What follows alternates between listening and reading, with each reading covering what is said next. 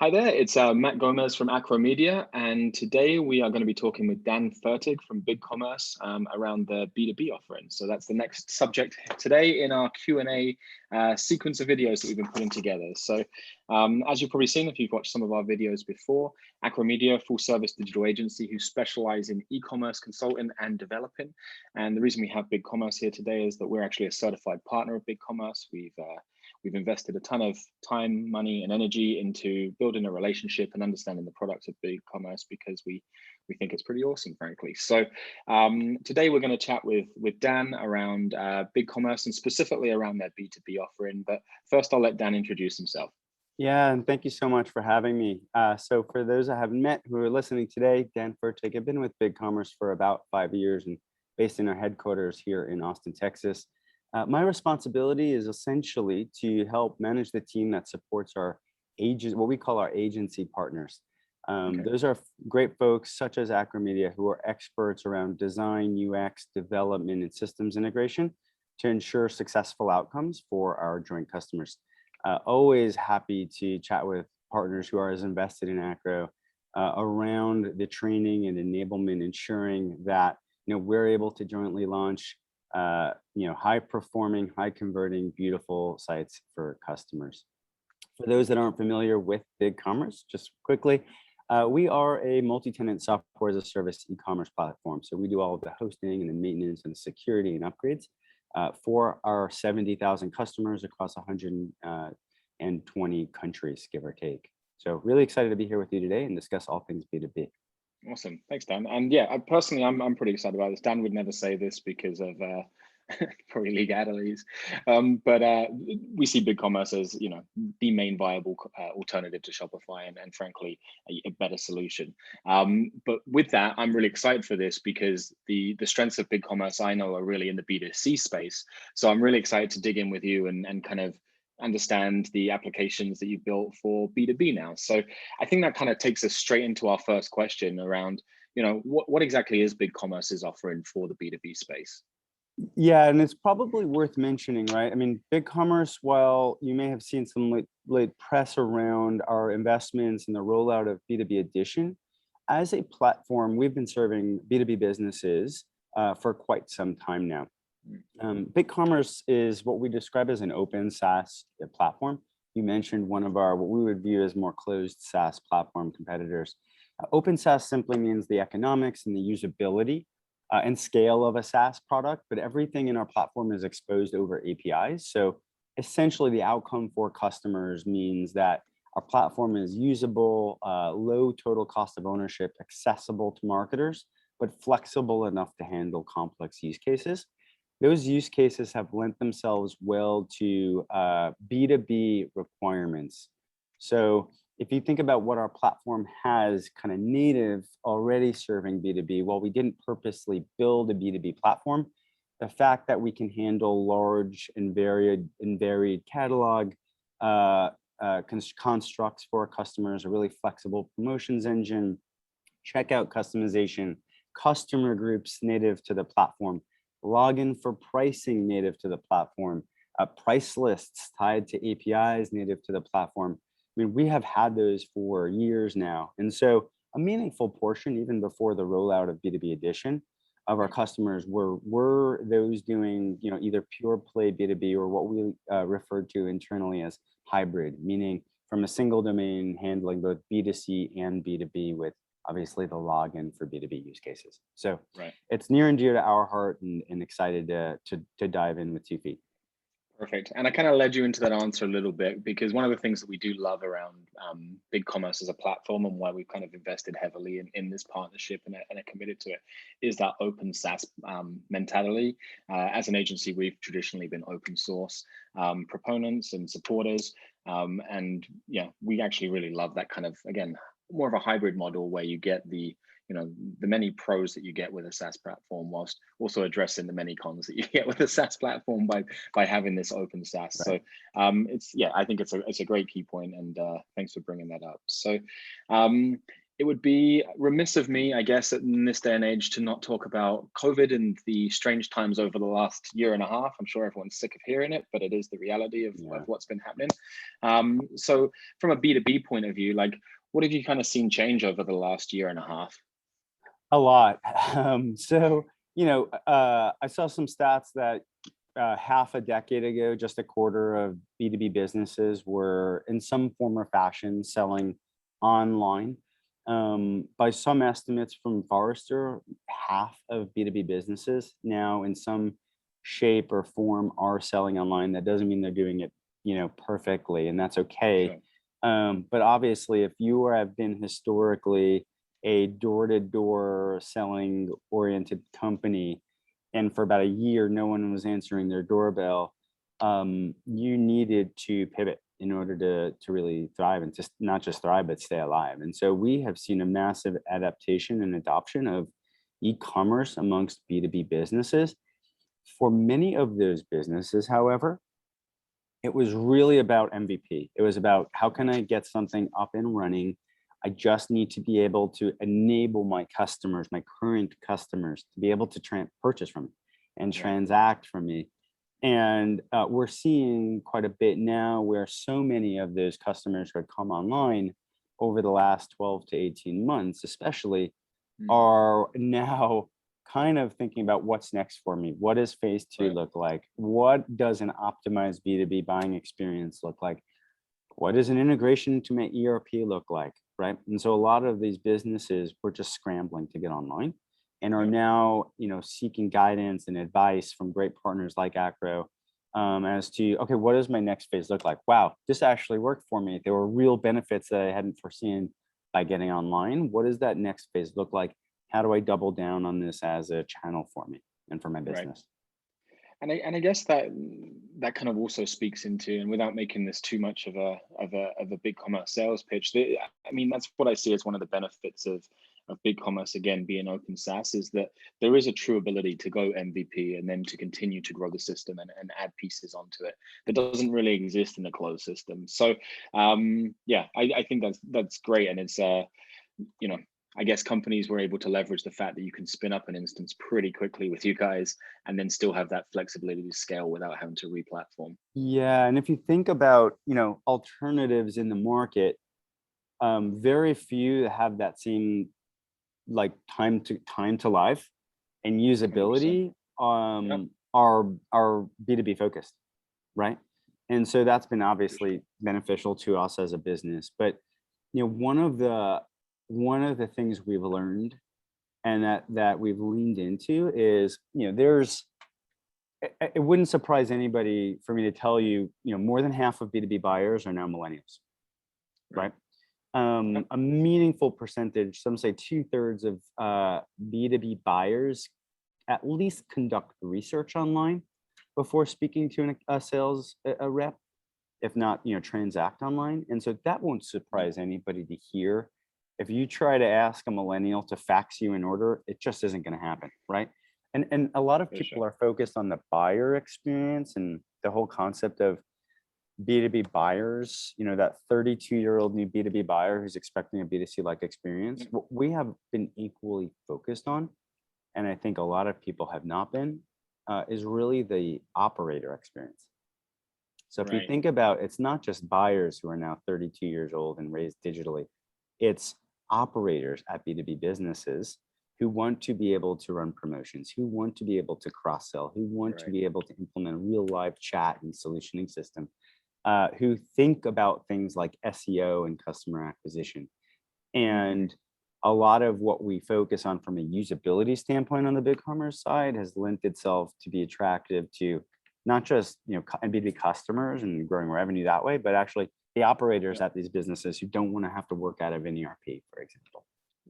For sure. And there's some really great points you made there. So we spend a lot of time talking about the fact that, especially in the B2B space, that millennials are now becoming predominantly the buyers. So COVID obviously accelerated people's acceptance and use of online tools. The fact that the age and demographic and expectations of the buyers is even more significant, right? But I love to hear that it's also from the operator side. So as an agency, we traditionally look at solution now systems for customers that are generally pretty custom, frankly. And we really focus on the operator. And the only way that we've really been able to achieve that from a delivery point of view is using typically open source software, because you can customize it in any way. So you can customize that operator. So it's real cool to kind of hear now that there's a, you know, another option in the kind of the open SaaS space now that allows that same operator viewpoint, I guess, and puts the energy into there. Because for us as an agency, it gives us so many more options that we can provide our customers when we're consulting with them.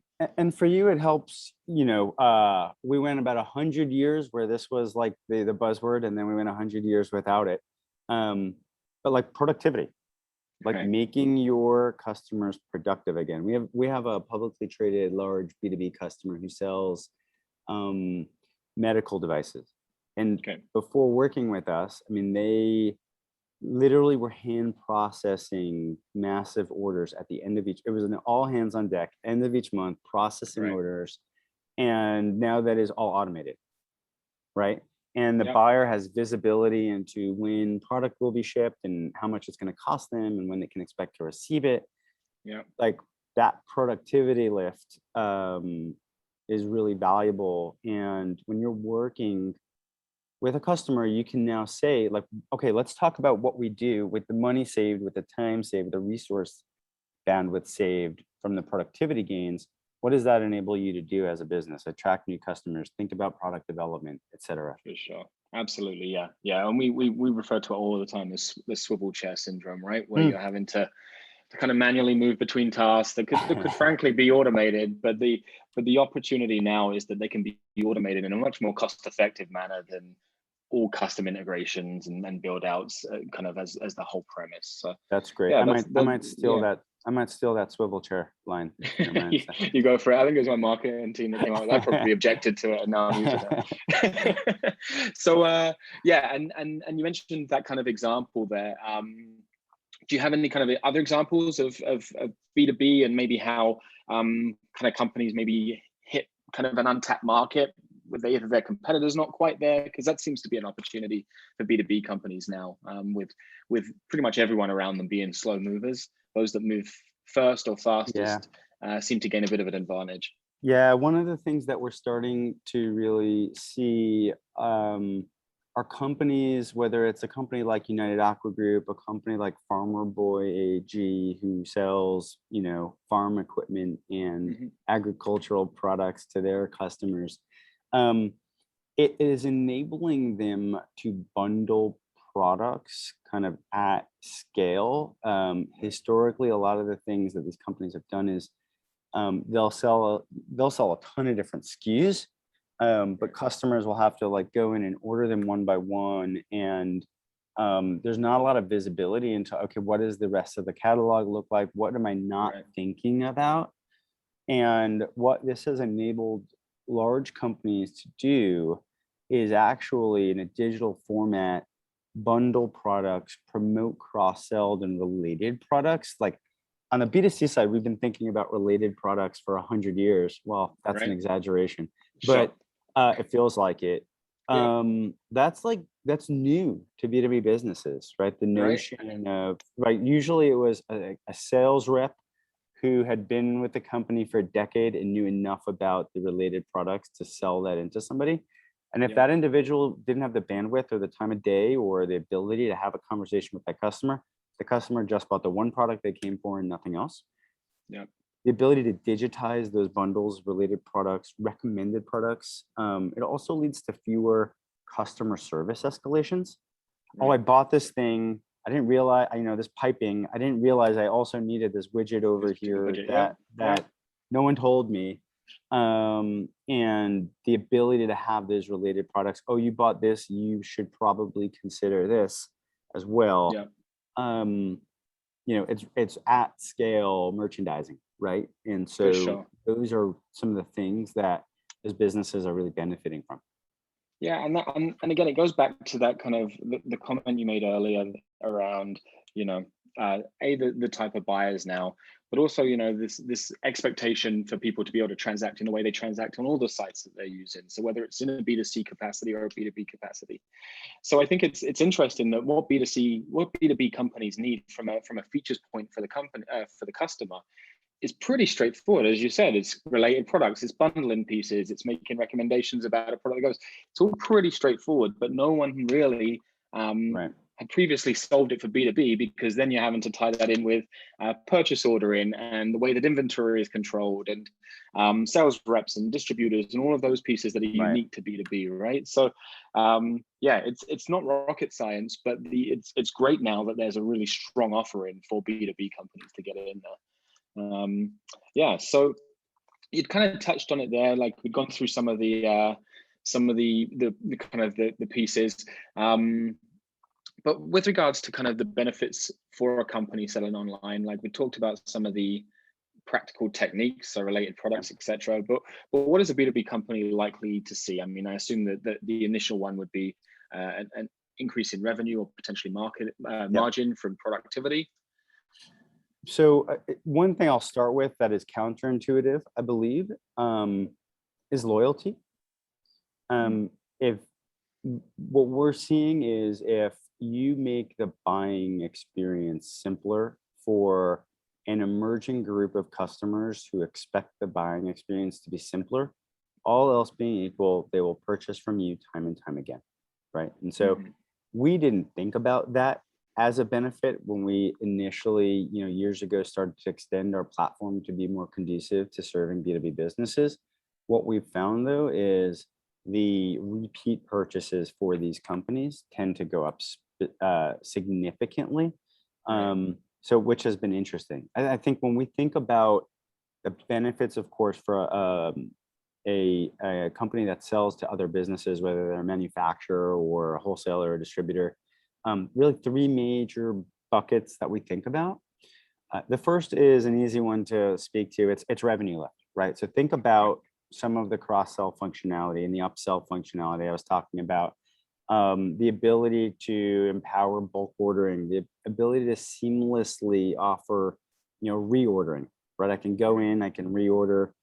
We're seeing the ability for rep masquerading and cart sharing to be really powerful as a revenue lift as well. So I, as an account executive, can actually log in as my customer because I've been working with them for years. I myself wouldn't be able to transact necessarily on their behalf.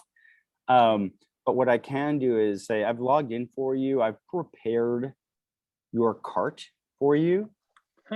Take a review of it. I know you're coming up on your reorder. Here's this other thing, by the way, I added. Here's why I think it makes sense. Let me know your thoughts.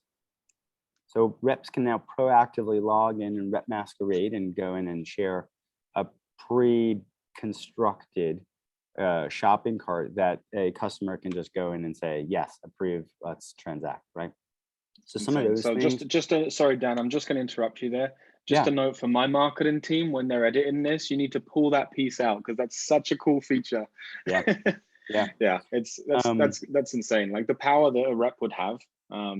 Sorry to interrupt you. I think that was a really great point there. No, it's great. And that's, by the way, that's now functionality that we had, a year ago, right? And the ability to do things like quantity and case pack management. I can decide, I can make it easier to sell you in the BigCommerce control panel now, packages of 12 versus packages of 8s, and, decide what those pallets look like and things of that nature. So the control over the ability to do that. So, revenue growth is certainly an obvious one that our customers tend to see, and then conversion as well. The other two are maybe slightly less obvious, but equally important. The first is around new customer acquisition. So BigCommerce is an industry-leading platform for SEO, not just the paid speeds, but also the ability to customize URLs and have a strategy around both products and catalogs and manufacturers. Even if you're a B2B business or a distributor, you can have a proper SEO strategy using BigCommerce. And if you are an organization that traditionally has sold through account executives or through sales reps, without any consideration for, say, SEO, you might be missing a really potentially attractive customer in a very small city that, isn't necessarily on the radar of your outbound sales Sure. team, but Yep. could now find you through SEO and Right. become a new customer. BigCommerce B2B edition also has an entire wholesale customer approval process, kind of like a trade professional application. So Okay. you can have like trade professionals apply. So if you sell manufacturing materials, you don't just have to sell to builders, but you can now sell to designers. You Sure. can place orders, things of that nature. So the ability to find new customers in interesting ways through both SEO and trade professionals is important. Additionally, on the customer acquisition side, BigCommerce and B2B Edition allow you to really deeply integrate into marketplaces. This has only been enhanced now with our recent acquisition of Feedonomics. And so if you are a B2B businesses and you want to test out a B2B marketplace, if you have excess inventory, if you want to test out a new product, if you want to test out just a new type and profile of customer that might be buying from those marketplaces, but not necessarily finding you directly because you don't have the Yep. brand equity. The ability to now simply test new marketplaces as a seller is really valuable, especially in the B2B world. That's So from a cool. Yeah. customer acquisition, we're talking marketplace strategy, we're talking SEO benefits, right? The ability to offer trade professional applications, et cetera. Really valuable from a customer acquisition standpoint. The last one is kind of funny, but some of the benefit we have customers seeing 3 to 5% higher margins, gross margins on orders completed via the web for a couple of different reasons. The main reason we get told by some of our bigger B2B customers is kind of funny. It's because oftentimes those customers are not interacting with it because they're not interacting with an account executive, a salesperson. They're not getting offered discounts. Having been an account executive in a former life, let's just say account executives have been known to give end of quarter promotions and discounts. Sure. If those transactions are happening through a digital e-commerce platform and not talking to an account executive with whom you went golfing last month, those sales tend to happen at higher price points because there's Right. no ability for an account executive to offer that discount. Having said that, what we Yeah. do tend to recommend to customers as they think about their channel strategy, I'm going to just add this on, because it's pertinent to the last point I made. Our recommendation typically is to, especially if you're territory aligned, to reward account executives in territory for in-territory transactions, or think about some type of compensation for account executives where the transactions are happening digitally.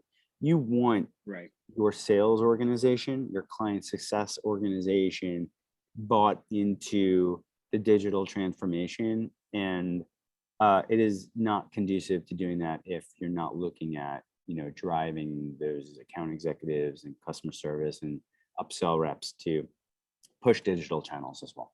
Yeah, that's another great point, Dan, and it's one I actually had noted down that I think the misconception sometimes is that if you're a B2B company moving into e-commerce and you have distributors or sales reps, then it's one or the other, and a true good solution is actually it's both. Yeah. And that the platform supports those reps and just makes it easier for them to do their job, and there's productivity increases, margin increases, all of those pieces. But effectively, the big point is that it isn't one or another. And it doesn't have to upset the apple cart or tip over the apple cart or whatever the phrase is to upset the group of your current sales force, right? So really glad you brought that up because it is a key point, and it's one that we hear a ton when we're working with B2B companies on figuring out what their architecture and their solutions should look like. Yeah. Cool. This has been great. Like I think that again, there really isn't many options for B2B companies to be able to offer really good solutions without engaging in a ton of custom development and pretty lengthy products or projects, I should say. So yeah, this is great. I mean, as I said at the start, Acromedia as an agency is pretty well bought into BigCommerce as a platform. We review and discuss platforms, all of the big platforms that are out there.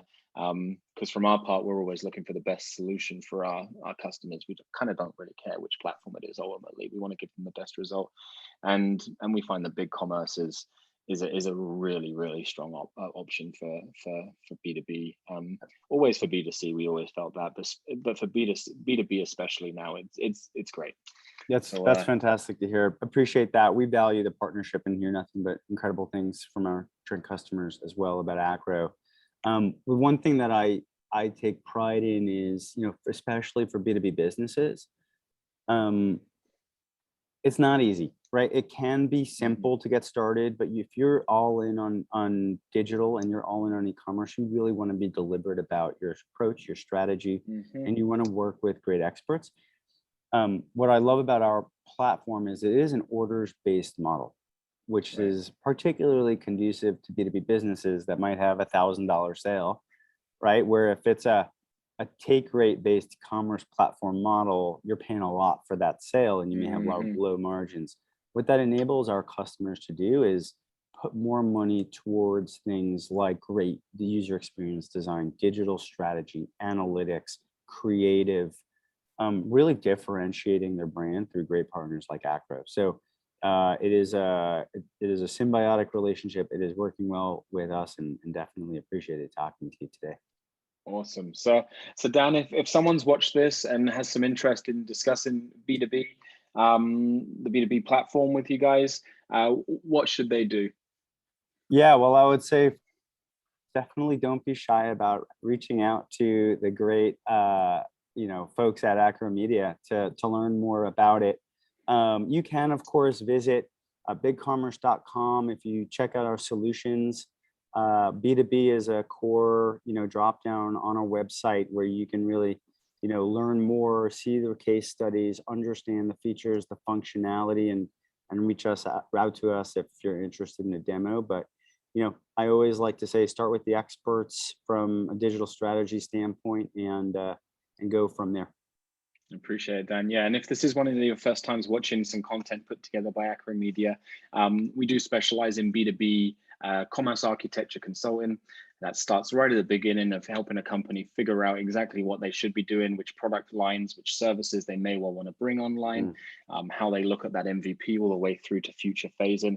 And we help them design all of that out, which is why we then have great partners like BigCommerce for the actual solutioning and the platforms that we can use to deliver what it is that they need. So Dan, thanks again for your time. Likewise. I'm sure we'll be chatting again soon. And yeah, thanks for watching. Appreciate it. Cheers.